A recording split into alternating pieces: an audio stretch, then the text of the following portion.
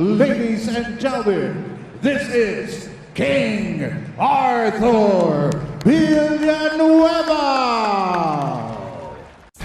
Arthur Villanueva o kilala sa bansag na King Arthur. Pinanganak sa Negros Occidental, lumalaban sa Super Bantamweight Division.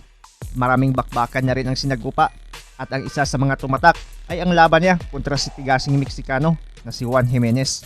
Di lang isang beses, kundi 2 beses silang nagtagpo. Pero bago yan, kung bago ka pa lang napadaan sa aking munting tahanan, pasuporta naman. Click mo lang ang subscribe button at notification bell button. Palike na rin ang video para lagi kang updated sa mga bago kong uploads. Nangyari ang unang laban nila noong May 28, 2016 dito sa Pinas, sa mismong lungga ng Pinoy sa Bacolod, na kung saan nanalo ang ating pambato via 4th round KO. Pero ang kampo ng Meksikano ay di matanggap ang desisyon ng mga hurado dahil ang pagka-knockout daw ng kanilang alaga ay sa headbutt daw nagmula. Kaya di na pinatagal agad ang rematch nila. Pinasa agad ito sa kaparehong taon, September 24, 2016 at ginanap sa Amerika para sure ball ang resulta. At dito pinatunayan ni Arthur Villanueva na siya ang mas malakas sa kanila. 2 rounds pa lang, bagsak na ang Meksikano sa ibabaw ng lona. Halina't ating balikan ang maaksyon nilang bakbakan. Sa unang laban, bit-bit ng Pinoy ang kartadang 28 wins, only 1 defeat, 14 via knockout. Habang itong Meksikano ay may record na 22 wins, 9 losses, 15 via knockout. Ang laban ay para sa bakanting WBO Asia Pacific Bantamweight title. Unang round, bakbakan na agad. Gusto agad tapusin ni Villanueva itong dayong Meksikano. Pero itong si Jimenez ay di nagpapasindak. Kahit sa lungga ng kalaban lumalaban ay makikitang gigil na makipagsabayan.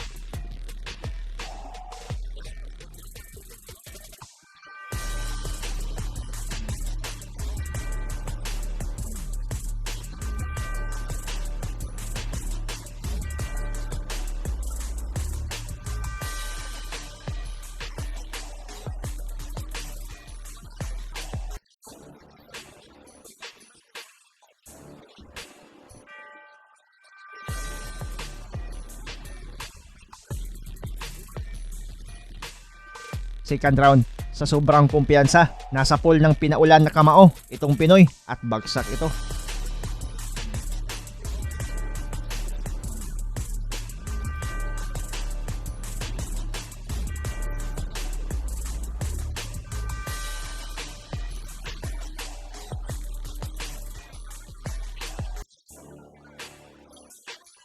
Pero bumangon pa at nakipagsabayan sa laban kahit mapapansin na hilo talaga.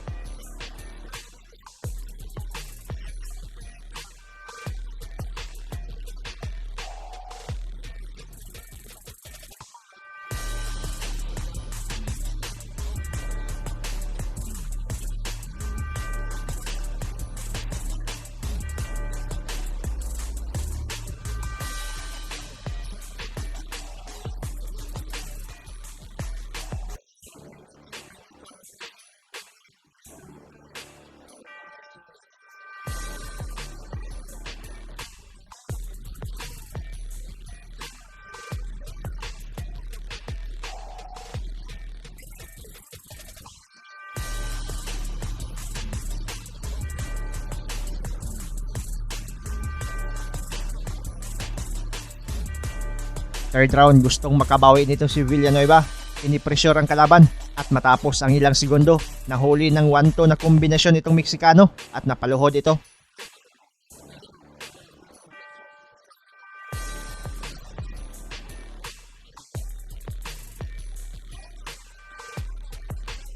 Bumangon din agad ito at tinuloy ang maaksyong laban si babaw ng lona habang ang mga boxing fans na nanonood ng live sa arena ay sobrang naghiyawan, natuwa sa labang nasaksihan nila.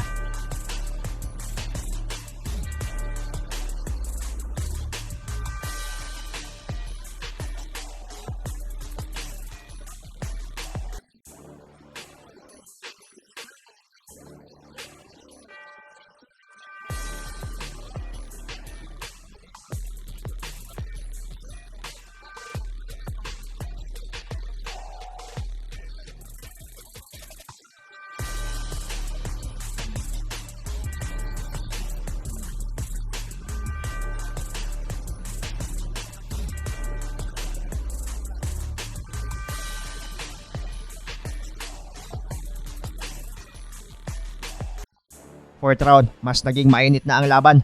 Pero sa gitna ng palitan, bigla na lang bumagsak itong Meksikano. Binilangan agad ito ng referee at di na nakabangon. Kaya tinanghal na panalo ang Pinoy na si Villanueva dito.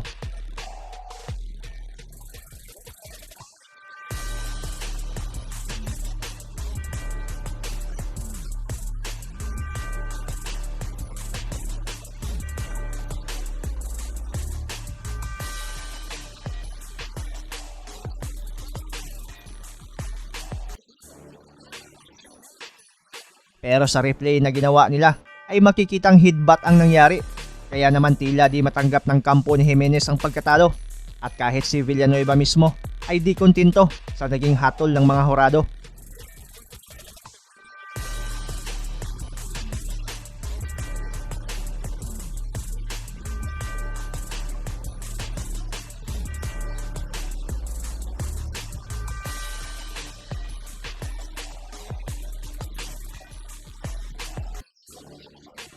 Kaya agad kinasa ang rematch ng dalawa at sa Amerika na ginawa ang pangalawang basagan nila.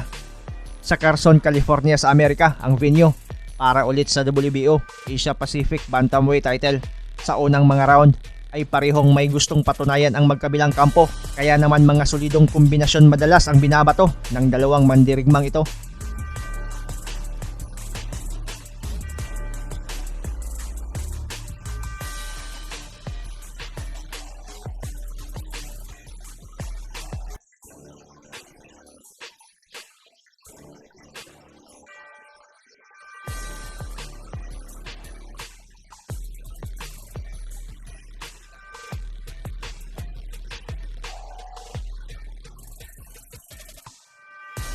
Pero sa second round, sa mga huling segundo, huli ng malahalimaw na kanan itong Meksikano, saktong-sakto na tumama sa panga.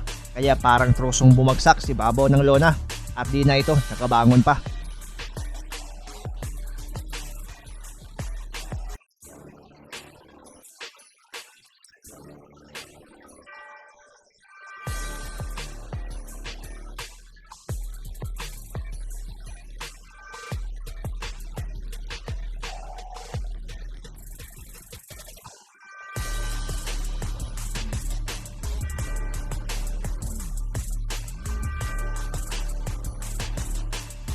Panalo ang ating pambato ni si Arthur Villanueva via second round KO at napanatili ang titulo. Bisitahin nyo rin ang YouTube channel ng mga kaibigan ko mga pre na sina Philippine Sport History, Boy Astig PH, Usapang Sports at John Boxing TV. Gumagawa din sila ng mga video na siguradong magugustuhan ninyo. Maraming salamat sa panonood at suporta mga pre. As always, amping permi.